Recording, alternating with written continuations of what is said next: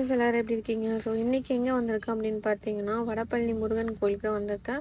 நான் மட்டும் வரல, என் கூட என் அம்மாவும் வந்திருக்காங்க. மோஸ்ட்லி எனக்கு கோயிலுக்கு போகிறதுலாம் ரொம்ப பிடிக்கும். ஆனால் என் வேலை அதிகமாக இருக்கிறதுனால அந்த அளவுக்கு கோயிலுக்கு போக முடியல. ஒரு நாள் லீவ் போட்டு அம்மா கூட கூப்பிட்டாங்களேன்றதுக்காக கோயிலுக்கு போனேன். ஸோ ரொம்ப சூப்பராக இருந்துச்சு. அமைதியாக இருக்கும் கோயிலுக்கு போனால், அது எனக்கு ரொம்ப பிடிக்கும் அந்த ஃபீல்.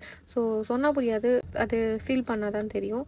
ஸோ பிரசாதம்லாம் கொடுத்தாங்க, அதெல்லாம் சாப்பிட்டுட்டு ஆனால் உள்ளே போய் முருகரை பார்க்க முடியல, ஏன்னா அவ்வளோ ரஷ்ஷாக இருந்தது.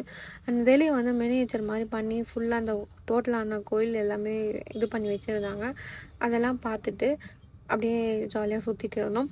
அண்ட் ஒன்று சொல்லணும், இந்த கோயிலுக்கு வெளியில் வந்து ஒரு சுக்கு காப்பி போட்டு ஒரு தாத்தா வச்சுருப்பாங்க. ரொம்பவே சூப்பராக இருந்துச்சு. மறக்காமல் நீங்கள் இங்கே வந்தீங்க அப்படின்னா கண்டிப்பாக அதை ட்ரை பண்ணி பாருங்கள். அண்ட் நெக்ஸ்ட்டு என்னென்னா, இந்த கோயிலுக்கு வெளியில் ஒருத்தவங்க இந்த பொரிலாம் கலந்து தருவாங்களா, அது போட்டு கொடுத்தாங்க. அதுவும் சூப்பராக இருந்தது. இது ரெண்டுமே நான் சாப்பிட்டேன்.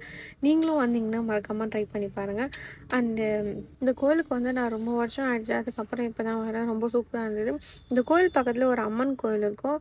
அந்த அம்மன் கோயிலுக்கு கொஞ்சம் முன்னாடி வந்தீங்க அப்படின்னா அந்த கோயிலுக்கு ஆப்போசிட்லேயே ஒரு பெருமாள் கோயில் இருக்கும். அதையும் பார்த்துட்டு ஜாலியாக வரலாம். ஸோ ஒரு கோயில் இல்லை, 3 கோயில் நீங்கள் பார்த்தா மாதிரி இருக்கும். ஓகே கைஸ், நீங்கள் கோயிலுக்கு போனால் என்ன வேண்டிப்பீங்க அப்படின்றத கமெண்ட்டில் சொல்லுங்கள். நான் வந்து எல்லோரும் நல்லா இருக்கணும்னு தான் வேண்டிப்பேன். ஓகே கைஸ், வீடியோ பிடிச்சதான் மறக்காமல் நம்ம சேனல் சப்ஸ்கிரைப் பண்ணிக்கோங்க. நெக்ஸ்ட் வீடியோவில் பார்க்கலாம். பாய்.